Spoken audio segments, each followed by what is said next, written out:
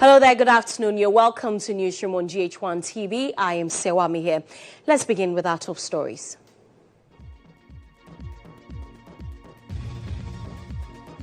Coming up, Attorney General's decision to withdraw charges against third accused person in National Signal Bureau's trial has been met with objections in court by lawyers of Edu-Boahen. We'll be live in court as former Executive Director of the National Service Authority as well.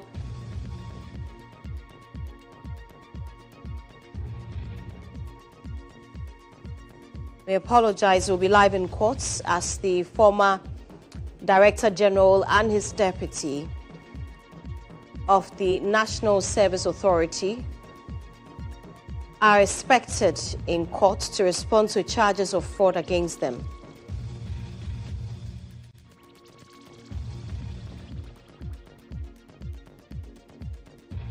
Also coming up, fight against hunger loses ground as new data from the Ghana Statistical Service shows more than 13 million Ghanaians were food insecure by the end of 2024.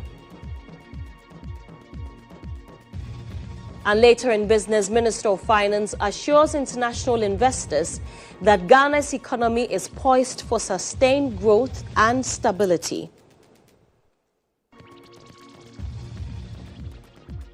And later on the international front, thousands attend state funeral of Kenyan Prime Minister Raila Odinga.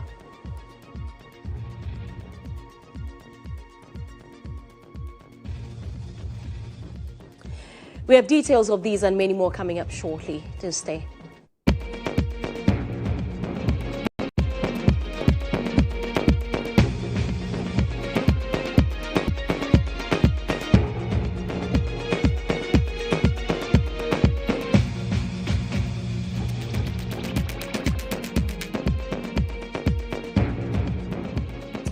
You're welcome once again to Newsroom on GHOne TV. I am Serwaa Amihere. The Attorney General's decision to withdraw charges against Mildred Donko, the third accused person in the ongoing National Signals Bureau trial, has been met with objections. Lawyers of Kwabena Edu-Boahen, the former Director General of the NSB, Samuel Atachia, has said that the AG has to file a motion to withdraw instead of a manual amendment of the charge sheet. The Deputy Attorney General, Dr. Justice Serwaa, argued that the notice of withdrawal that was filed satisfied the requirements and no such fresh motion is required. Justice John Eugene Nyantenyadu has overruled the objection. Our legal affairs correspondent, Mutala Inusa, joins us live from the court. Mutala, thank you very much for your time. What can you report? Well, so what I can tell you right now is that the second prosecution witness, Madam Edith Edumua, is currently in the witness box. But just before she mounted the witness box, there been some interesting development that took place in court. Yesterday, we got information that the Attorney General has filed a notice of withdrawal specifically to have the third accused person in the matter, Mildred Donko, discharged or in the matter. And when the case was called this morning, Deputy Attorney General Dr. Justice Serwaa indicated to the court that they have filed that particular motion and their intentions are clear. What they want the court to do is to discharge the third accused person in the matter. Lawyers of Kwabena Edu-Boahen, his wife Angela J. Boatin, and of course the company led by Samuel Atachia, was of the considered view that if you look at the nature of the case before the court, there are some aspects of the charges that the third accused person is on with the other accused person. And so an oral withdrawal, an oral way of asking the courts to say that we want to, in fact, one of the issues was that was the charge sheet going to be amended. Deputy Attorney General said, yes, there were minor issues that they could amend. They will use the pen to cancel them and sign against them. Things that normally happen in court when you are amending something that is not too much or something that is not the a bulky nature. That was when Samuel Atachia indicated that no, they have to come formally go and amend the charge sheet properly and come and file a fresh one. But the court made references to some statute and decided cases and authorities, and was of the considered view that the Constitution makes it clear what the Attorney General can do and what it should do.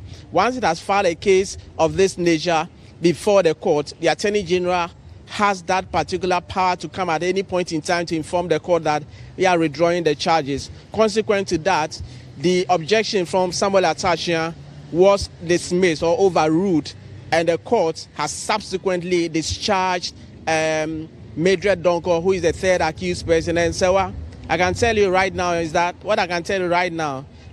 Mildred Donko and then those who came to court to sympathize with her have all left the premises of the court. But as we speak, the second prosecution witness is in the box and giving testimony in relation to this very case. All right.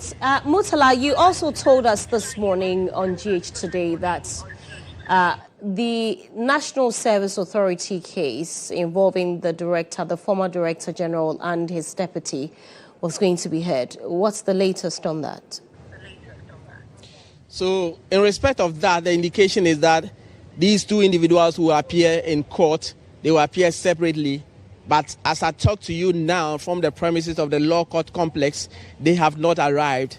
But I can tell you that the Deputy Attorney General, state prosecutors, have also seen the Director of Public Prosecution, Mrs. Yvonne Atakra-Obisa, and some state attorneys, all of them here, just so in case that when the time comes and these persons are to be arraigned, they will have that.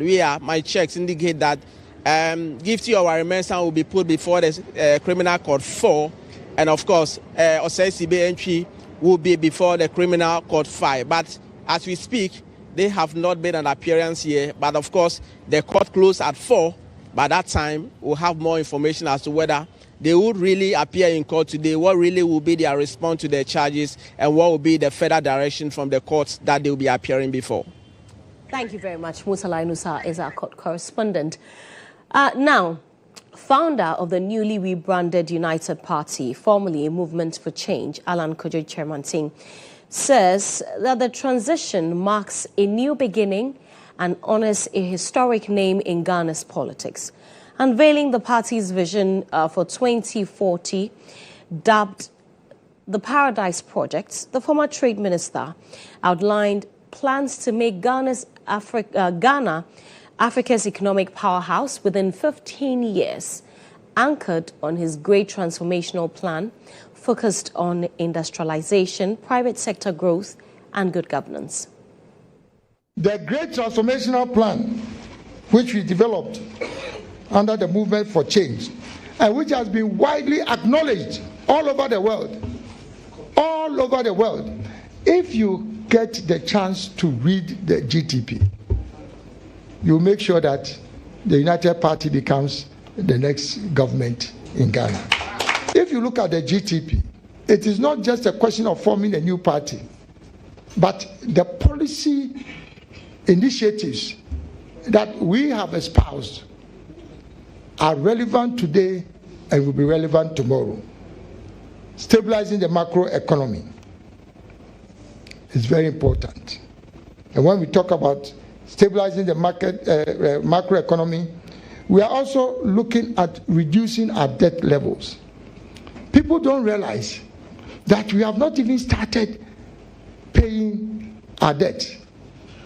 2026 to 2028, that is when the debt burden will start showing. On industrial development, we will prioritize the development of the 10 strategic anchor industries that we have listed in the GTP, and with the vision that Africa, by 2040, that Ghana will become the new manufacturing hub for Africa.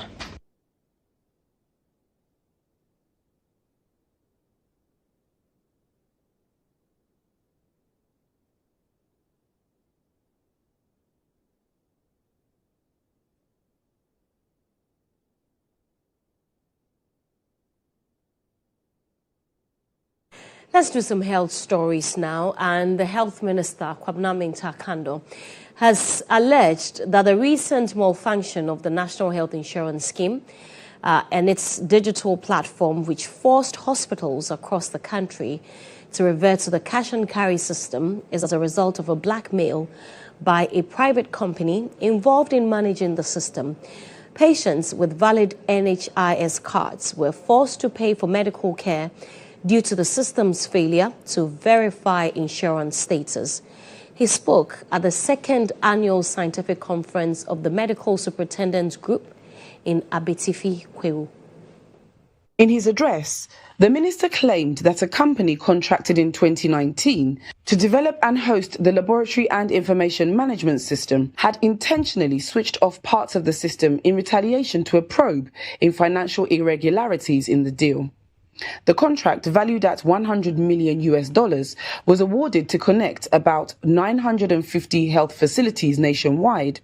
But despite paying $70 million, only 450 facilities have been connected so far. Mr. Akando said his insistence on ensuring state ownership and data protection infuriated some parties, prompting attempts to sabotage his efforts. To tell you the truth, this process was awarded in 2019.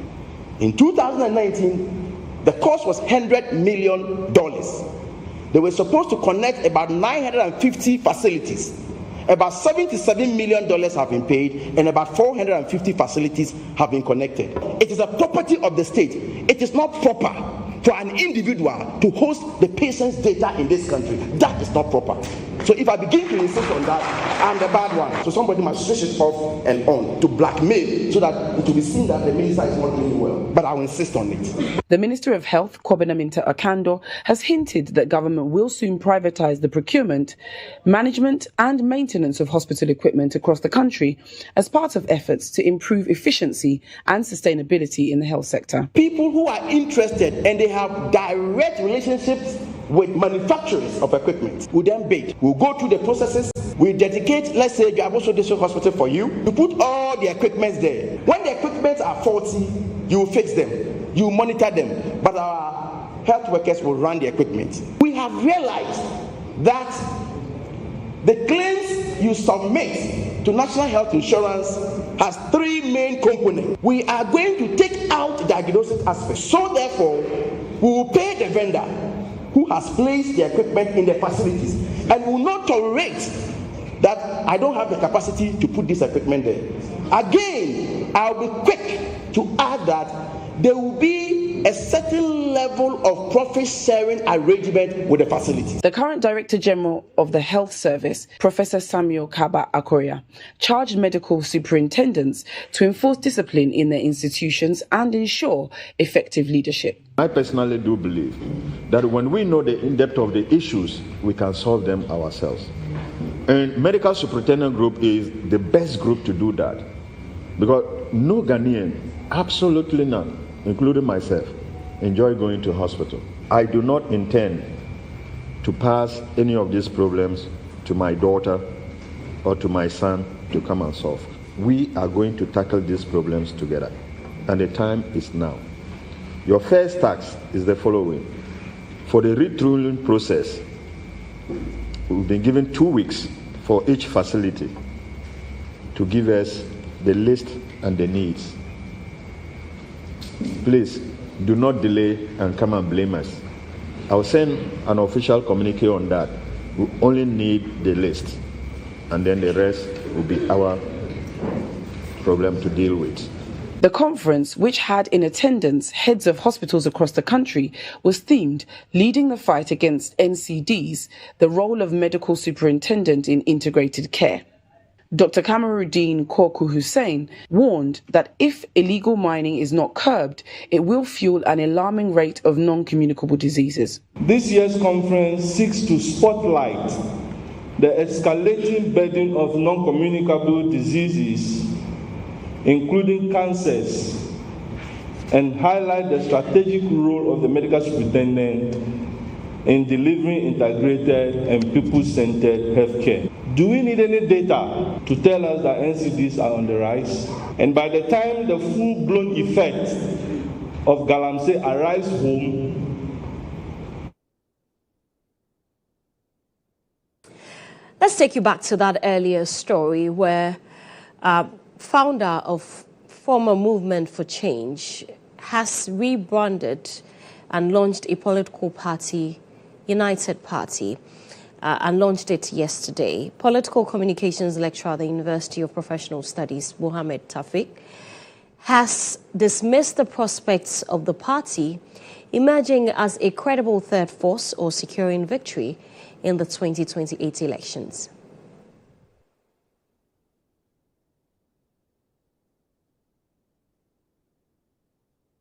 The data has made it very clear. I mean, Alan Tramantin contested in the last elections, right? And he was not a third force. His political party didn't come third. I forgot, but I think even Chada had even higher votes than Alan Tramantin's political party. I don't think that it's going to be the third force, but I strongly believe that we need a third force in this country. If Alan Tramantin is going to put his house in order, if they are going to do things well, they are going to structure the party very well, they are going to communicate very well, they are going to make themselves attractive to Ghanaians. Why not? They can become a third force in this country. Not even a third force, they can even win any election or the next elections that is going to be conducted in 2028 if they are able to do their homework very well, because Ghanaians have been earning for a third force for a very long time.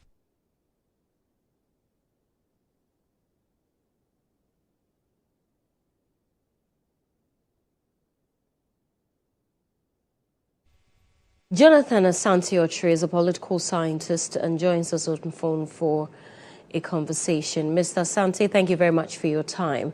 I am sure that you have heard your colleagues say that much wouldn't add to the party, especially with the involvement of Alan. Do you hold the same view? Pardon me? Mr. Asante, can you hear me? Yeah, the name is Dr. Jonathan Asante-Okyere, a political analyst and not a political scientist. Mr. Asante, can you hear me? I can hear you. Okay.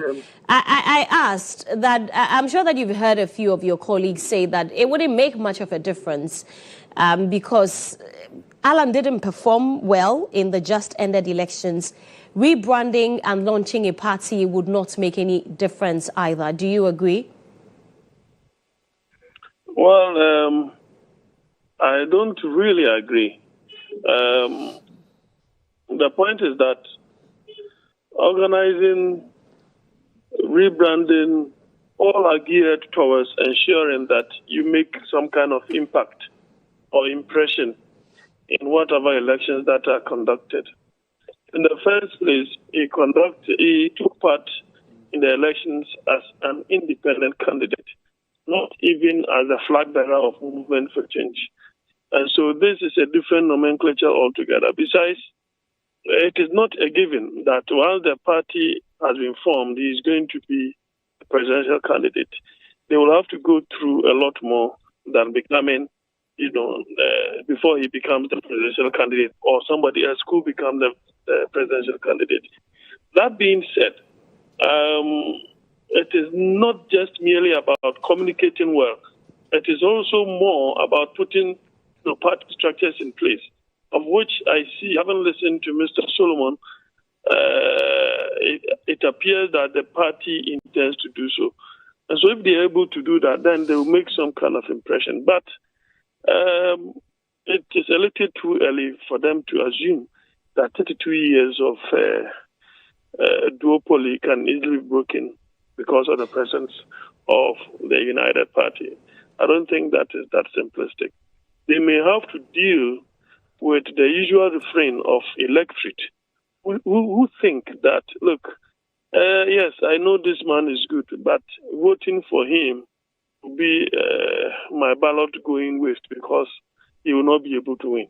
If they're able to clear that particular doubt by ensuring that their presence in most of the constituencies in this country, is that of something positive, then they will make that kind of impression of becoming a third force. And it appears that they are also hell-bent on ensuring that they win some seats. That, for me, is a better approach than the presidency. The presidency is a little too early. Thank you very much. Jonathan Asante-Okyere is a political scientist there. Away from that, the Chief Executive Officer of the DVLA, Julius Nikwe-Kote, has dismissed claims by the minority in Parliament that the authority's compliance fee is illegal because it was imposed without parliamentary approval. Speaking at a media engagement ahead of the rollout of the new vehicle license plates in January 2026, Mr. Kote argued that the DVLA is a law-abiding institution that only implements fees approved through the proper legal processes. It's only happened that as I asked the directors, they were of the view that yes, some level of education was done. And I told them that this is a new administration. Let us also follow the process. So let's do education first. Then from education, we move onto the field. So, I mean, it is, I don't know where that information is coming from. No one from anywhere has called me that I should put it on hold because no pressure from me. It's just that it's always good to educate people before you implement any law. But the law has been there. It's been implemented from 2012. And from 2012, charges have been made to people. Just that we came into office and we made the process more efficient and effective. Because when we came into office, we had only 6 compliance officers that were doing this. And we said, no, there is no level of efficiency. So now let's involve more compliance officers. We've just mechanized them. That is all. There is no pressure from anywhere. And we are going to train them well, equip them with the law. Then we'll put them back on the street. It is never illegal. We have the law here. It is never illegal. So this is just a platform to inform minority in parliament that if it's illegal, how come they, when NPP was in power, they did this process for 8 years? You've done something for 8 years. You are in opposition for 10 months, and you are saying what you did for 8 years is illegal. I mean, how? Meanwhile, the CEO of the DVLA, Julius Nikwe-Kote, has also revealed that additional training is being provided to members of the authority's compliance team who have been recalled for reorientation. He outlined plans to digitize the penalty system as part of efforts to enhance transparency and eliminate corruption within the process. Like I said, we will go back to the drawing board. We've called the boys, we've arranged more level of education for them. From there, they'll go back to the rules. We'll still monitor them. And we're going to digitalize it as well. We're not going to use that paper thing they feel and be on the streets because, I mean, we must be guided by what we do. We must be transparent to the public. So we are going to have a digitalized system to ensure that whatever is being collected is being accounted for.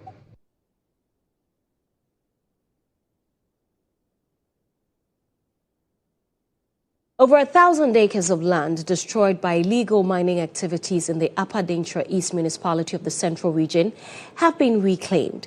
The Reclamation Exercise Committee, working with the local assembly, has also filled more than 4,000 open pits, restoring vast stretches of land once devastated by Galamsey operations. The initiative is part of a joint effort by government and local authorities to rehabilitate mined-out areas with strong community participation and strict monitoring to prevent a return to illegal mining. Illegal mining has left a trail of destruction across the Upper Denkyira East and West municipalities, wiping out forests, polluting water bodies and leaving behind thousands of deep uncovered pits. These abandoned pits have become death traps for residents, with several lives lost in recent years. In response, the Central Regional Minister, Ekopeni Eduama-Okyere, in collaboration with Metropolitan, Municipal and District Chief Executives and the Reclamation Exercise Committee, has launched an extensive initiative to restore the affected lands. The reclaimed areas are expected to be converted into farmlands, school sites and other community development projects. Chairman of the Reclamation Exercise Committee, Abdullah Amo, says the team remains committed to ensuring the reclaimed lands are put to good use. 6 o'clock, 6 o'clock p.m. Yeah, it's assessing that you made nothing in our quantity where you know you made a year to a central region. My members are buying there. The best approach apart from Yamama security agencies, Wabono, the land reclamation, the regions are warrior. Galamsey activities they should start a land reclamation exercise. After the land reclamation exercise, because just Appendice is alone from January to August, and I want my water to 27. The Municipal Chief Executive for Upper Dentra East, George Anani, has also pledged to make Galamsey a thing of the past, revealing that more than 27 people have died after falling into abandoned mining pits. He believes the reclamation effort will prevent further tragedies and restore the land to productive use. The cooperation so far is very wonderful. You look at my right, my left, my back, my front. The covering of pit is ongoing. We have given the miners amnesty of 2 months, or I think 8 weeks. That look, if you have dug a pit in my jurisdiction, Upper Dentra East, come out willingly. We have been given machines that cover pits. Identify your pit, support us with fuel, we cover the pit for you. After the 4 weeks, after the 8 weeks, if you don't own up willingly to come, when the period of amnesty expires, we will go out, identify pit owners, and then force them to, cover the pit. The ongoing exercise led by the Central Regional Minister continues across all Galamsey-affected communities in the region, with authorities hopeful that it will mark a turning point in the fight against illegal mining. Member of Parliament for Ayawaso East, Muhammad Nasir Toure, has made a passionate appeal to newly admitted SHS students to remain focused and committed to the education, emphasizing that they hold the power to shape their own future. He made the call while presenting about 300 sets of prospectus items, including chop boxes, mattresses, provisions, and toiletries, to support the students as they begin their secondary education. There's more in the following report. In a bid to ease the financial burden on less privileged families in preparing their wards for senior high school, Member of Parliament for Ayawaso East, Muhammad Nasir Toure, has donated about 300 sets of boarding items to newly admitted SHS students in his constituency. The donation, which included chop boxes, mattresses, provisions and toiletries, forms part of his continued commitment to supporting education in the area. Addressing the beneficiaries, the MP encouraged the students to make good use of the items and remain dedicated to their studies, emphasizing that education is key to unlocking their potentials and shaping their future. We want to encourage our students. Please don't give up. You are the future of today and you are the future of tomorrow. You are the future of Ghana. If you work hard, one day, some of you will become what? A president of the nation. The Education Director for Ayawaso East, Dr. William Chekpo, commended the MP for his consistent support toward education in the constituency. He noted that the MP's personal funding of mock examinations and provisions of learning materials have significantly improved students' academic performance over the years. Education is not just about books and classrooms.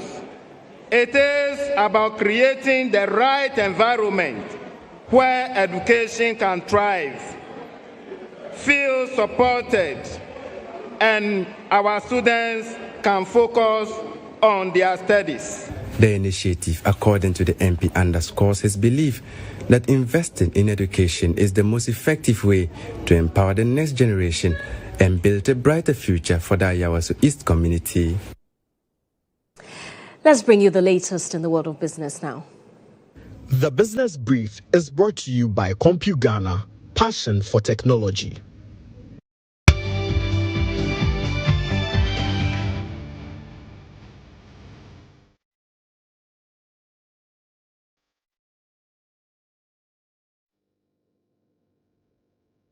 Ghana's fight against hunger appears to be losing ground as new data from the Ghana Statistical Service shows that more than 13 million Ghanaians were food insecure by the end of 2024. That is a 7.3% increase from the start of the year, raising fresh concerns about access to nutritious food for millions of households. Food insecurity in Ghana rose from 12.4 million people in the first quarter of 2024 to 13.3 million by the end of the year, representing a 7.3% increase. The report shows that the Volta region recorded the highest food insecurity rate at 52%, while the Greater Accra region had the lowest at 29%. Female-headed households were found to be more vulnerable, rising from 40.4% in the first quarter to 44% by the end of the year, compared to 37.1% among male-headed homes. The data also linked food insecurity to poor child health outcomes, with households having underweight children under 5 seeing rate climb from 38% to nearly 45%. In addition, the number of Ghanaians who are both food insecure and multidimensionally poor increased by 400,000, moving from 3.7 million to 41 million during the same period. The Ghana Statistical Service is warning that unless coordinated and data-driven interventions are scaled up, Ghana risks setbacks in achieving Sustainable Development Goal 2, which seeks to end hunger and promote sustainable agriculture. Well, let's have a conversation on this. We are joined by the Deputy Executive Secretary of the General Agricultural Workers Union, Dr. Pascal Ajombakaba, to help us understand the situation. Doc, thank you very much. So, the Ghana Statistical Service says that over 13 million people were food insecure as at the end of 2024. That's worrying. Yeah, of course. Yeah, we should be worried about the situation. Because that's about 40%, almost 40% of Ghanaians being food insecure. And so that is something which we should be worried about. And it basically goes to tell us that food security in itself is not just about the availability of food, but also about access to the food. And the various things we need to put in place to make the food accessible to us. For instance, in some parts of the country, we have lots of rice. Some parts of the country we have lots of tomatoes, but other places we don't have it. And so that means that is because that those foods are not accessible to those places where we don't have it.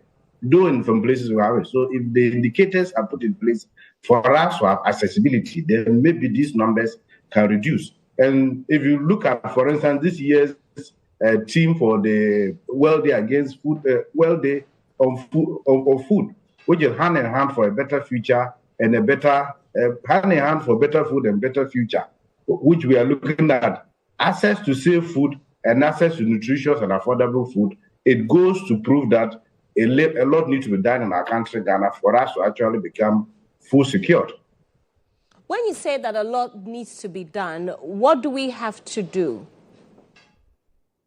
For instance, if you take our country, Ghana, our farmers are doing a lot to meet us halfway. However, one of the things I've always been talking about is the fact that in Ghana, apart from cocoa, where we have traceability, all our other sectors, we don't have traceability. So, for instance, your contumely you are eating, your cabbage you are eating, you don't know what went into producing that cabbage or what went into producing the contumely, whether it is the chemical they use were good, whether the chemical they use are not good. And the people who are to ensure we know, which are the agric extension agents, we don't have them. The ratio is 1:1,500. Meanwhile, we are supposed to have 1:500. That is the standard that we should have. But we have 1:1,500. Just today, I noticed that clearance has been given for teachers to be employed. But we hardly hear of clearance given for extension agents to be employed. Meanwhile, if we have food and we eat well, we won't even go to hospital. We won't need any, we give clearance for health workers to be employed. But once you eat good food, you won't fall sick. One of the biggest challenges facing us in the sector is the fact that the administrative structure of the Ghana Ministry of Food and Agriculture, the Ministry of Food and Agriculture is only in Accra. If you don't know, we only have Ministry of Food and Agriculture in Accra. At the regional and at the district level, we don't have it. We have only departments of agriculture who are not under the tutelage of the Ministry of Food and Agriculture. Minister of Food and Agriculture have no direct control over those staff because those staff belong to a different ministry. That's why some people are calling for the establishment of a Ghana Agricultural Service, because that will enable administrative flow of information and then the command system. So if these structures are not well put in place, it becomes difficult for us to achieve some of the UN indicators towards achieving food security and these SDG goals. Okay, now we've seen the statistics, and the Volta region recorded the highest food insecurity. What is accounting for some regions suffering more than other regions? Yes, but a lot of factors account for some of these things. We have to look at traditionally some of those regions. What do they do as a way of livelihood?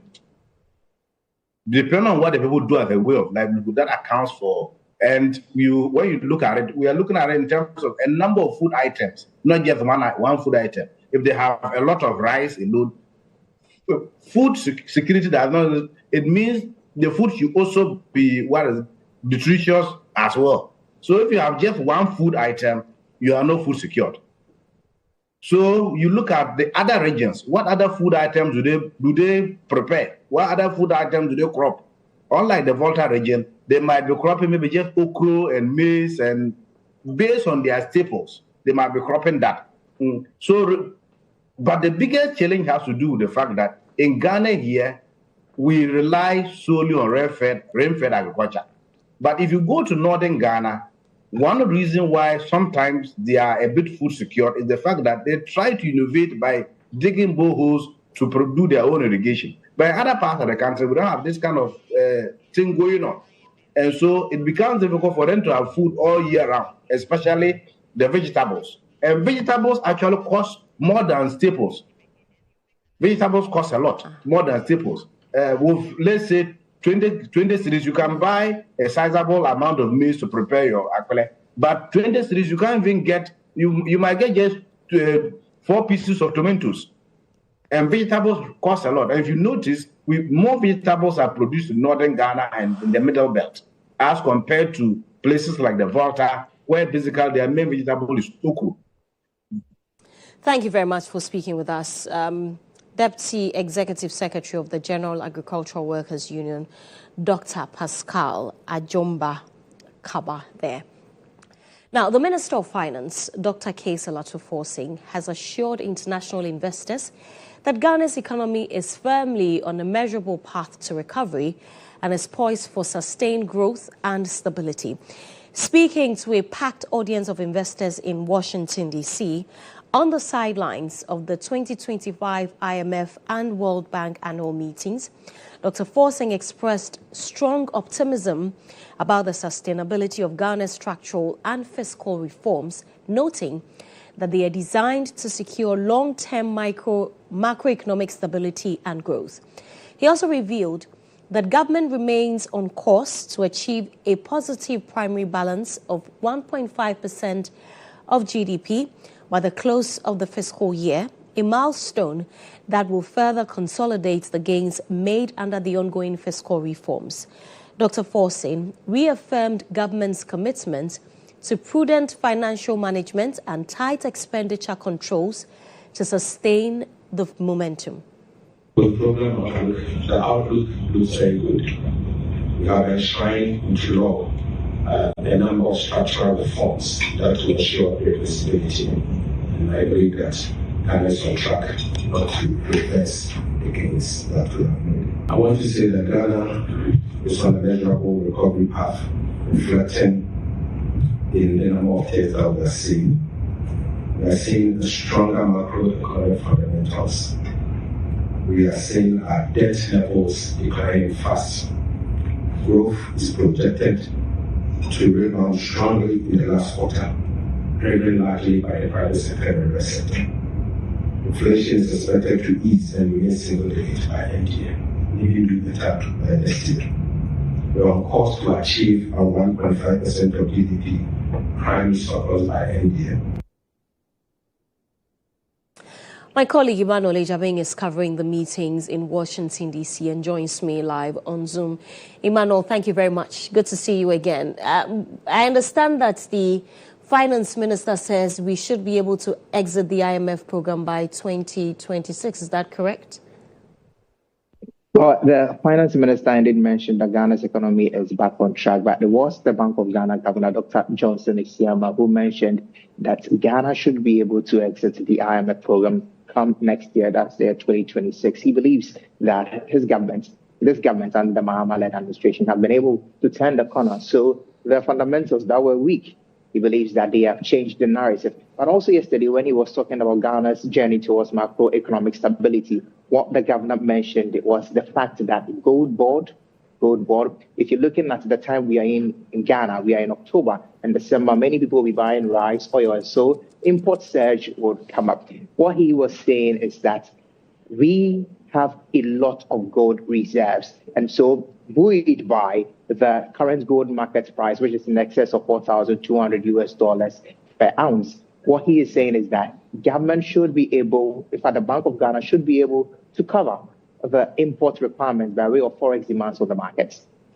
Well, Emmanuel, hold on for me. Let's listen to the governor of the Bank of Ghana, Dr. GHOne Isiama.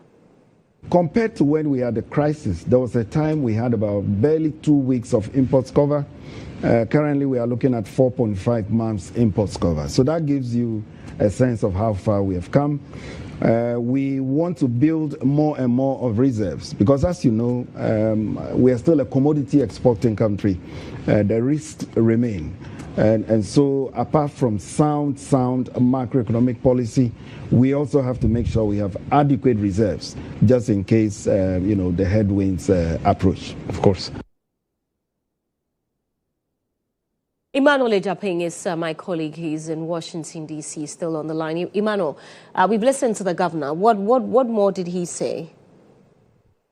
Well, after that particular governor talks with the Africa department, and that's Abebe Selassie. Abebe Selassie held a press conference on the sidelines of the ongoing meetings. And in that particular discussion, a question about the current appreciation in the Ghana cedi came up. And interesting to know that the IMF is happy with the progress Ghana has made when it comes to the appreciation of the cedi. He mentioned that previously the fundamentals, there were challenges, but now they are happy that they are seeing some stability. But a concern as well came about when it comes to competitiveness, when it comes to how much people are able to buy our goods for outside economy, outside Ghana. But largely, the IMF is happy with the progress that the cedi is making now, the inroads it's making. And this is what he also had to say at that particular press briefing.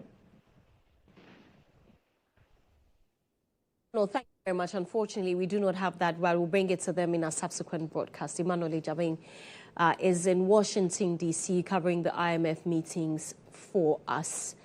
Well, still on this and the state of our economy, former Deputy Finance Minister and Inshaeso MP, Dr. Stephen Amoah, has, however, challenged the Finance Minister to explain why funds are yet to be released to Parliament and government agencies. Short-term approach that has been the sole strategy and tactics of all governments in Ghana. That is not the best. Let me ask you, do you know the amount of dollars being circulated in our country today? Nobody knows because of black market. So how can you say you have a sustainable solution? Almost everything here around us, we imported, and we are still importing. So let's talk about the propaganda. The government of NDC has not done anything great for them to. Let me tell you, before we lost power, we had introduced a new policy. This cocoa syndication. First time that I can remember. We didn't do it outside. We domesticated that. And before December ends, we had put into this country dollars over $500 million. Go and find out. By January, we're doing over 1 billion. So what is NDC talking about? Are we allowing people who understand the management of these critical activity paths or activity to manage? No. This is when people have issues. Once we change, NDC can never beat us because we are better than them. We may not be good or we may not be good, but for NDC, we are better than them. Meanwhile, Deputy Minority Leader Patricia Appiagyei has voiced her concern over the country's stalled development, attributing it to financial constraints.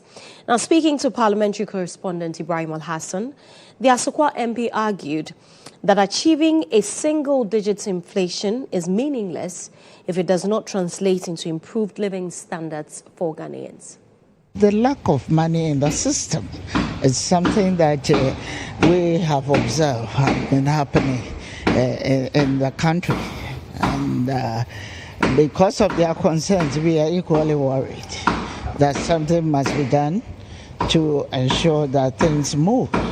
Because if it is only holding back the foreign currency to ensure that we will achieve just the marks of inflationary, single-digit inflation, whilst other people are suffering, it's not one of the best that we can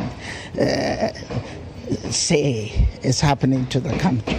If you were rightly informed that that was the situation, that was it. So, unfortunately, I didn't break the news. Those who broke the news have given us an idea of what is happening. Because other people are also feeling it within their pockets, that there's no money.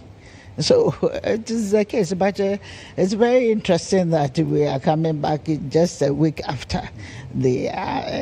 So, we believe that it could be better.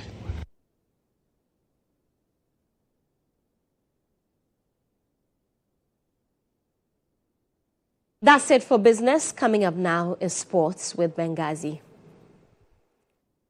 The Business Brief was brought to you by CompuGhana, passion for technology.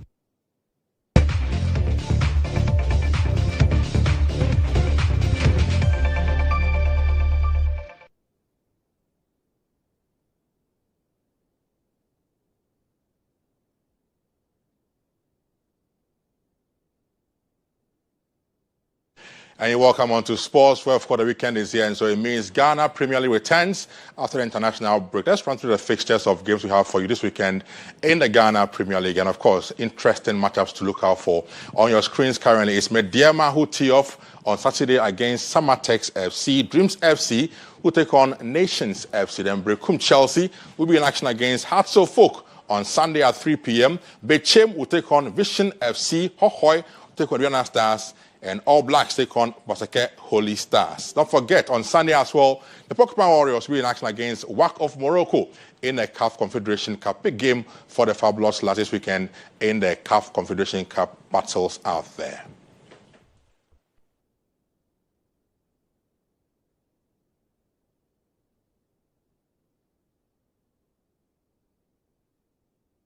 Heart of Lions, 11 Wonders against Karela, and the postponed fixtures you can see there is Kodoko against Apostles, because Kodoko are in Africa. They battled on Sunday against Wydad Club of Morocco in the CAF Confederation Cup.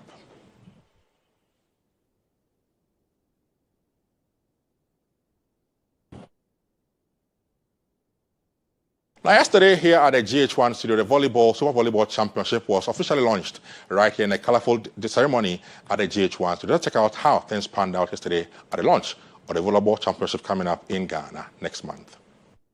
The atmosphere at the launch was filled with excitement as Kratos SE officially unveiled the 2025 Super Volleyball Championship scheduled for November 16th to 23rd.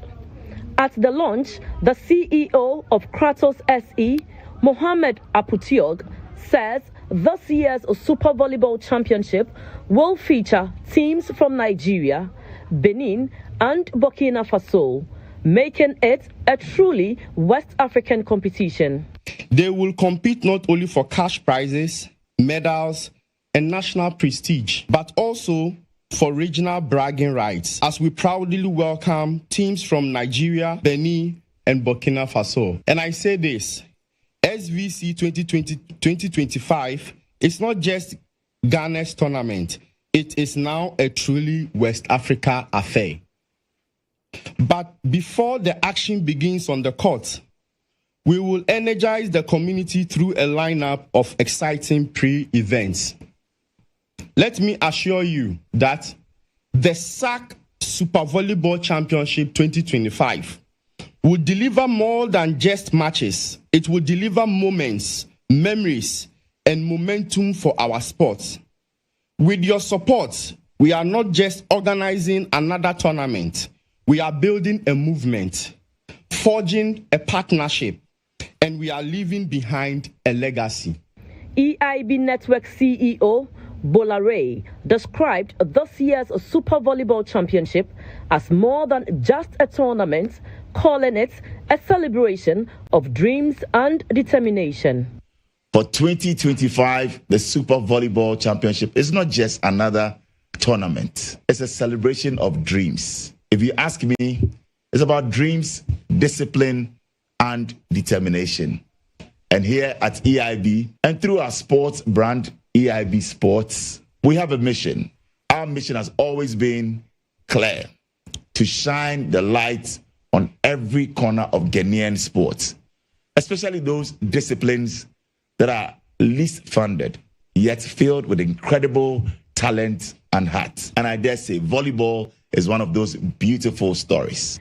Madame Wilhelmina Asamoah, Chief Director of the Ministry for Sports and Recreation, says this year's tournament will serve as a powerful tool to engage the youth, inspire excellence on and off the court. Beyond the competition, this championship aims to elevate volleyball to a premium sport, create career opportunities for players, coaches, and referees, and strengthen regional ties through cross-border participation. Ladies and gentlemen, the impact of the Super Volleyball Championship extends far beyond the game. It serves as a powerful tool to engage our youth, inspire excellence on and off the court, and nurture character, teamwork, and leadership among Ghanaians, and developing the next generation of champions. Meanwhile, Chairman of the Parliamentary Select Committee on Youth and Sports, Ernest Nogbe, delivered the keynote address. Institutionalization of the Super Volleyball Championship as an annual event since the year 2021 is a commendable accomplishment that has aided the development of volleyball from the grassroots to the West African stage. I therefore commend the instrumentality of Kratos SE and the Ghana Volleyball Federation in birthing this vision some 4 years ago, which will culminate in top-performing clubs from Ghana, Nigeria, Cote d'Ivoire, and Burkina Faso participating in this year's Volleyball Championship, slated from 16th to 23rd November 2025. The 2025 Super Volleyball Championship is expected to bring together top players from Ghana, Nigeria, Benin, and Burkina Faso.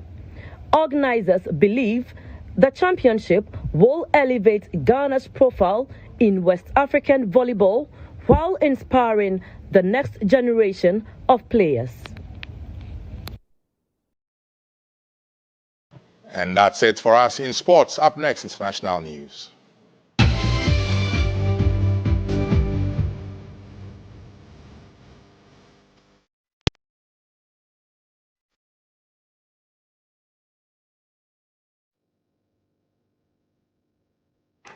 Thousands of mourners are attending the state funeral of former Prime Minister Raila Odinga at the National Stadium in the Kenyan capital.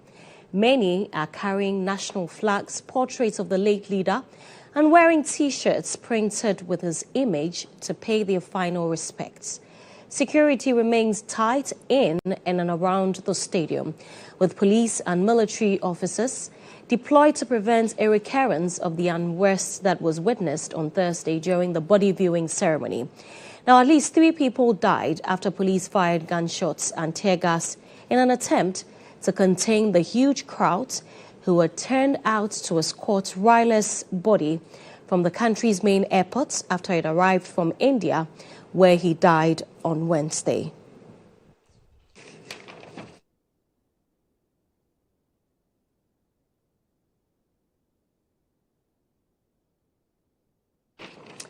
And that's it for the news. On behalf of the entire team, thank you very much for watching. The news team will be back at 6:30 with News Tonight. I am Serwaa Amihere. Enjoy the rest of your day.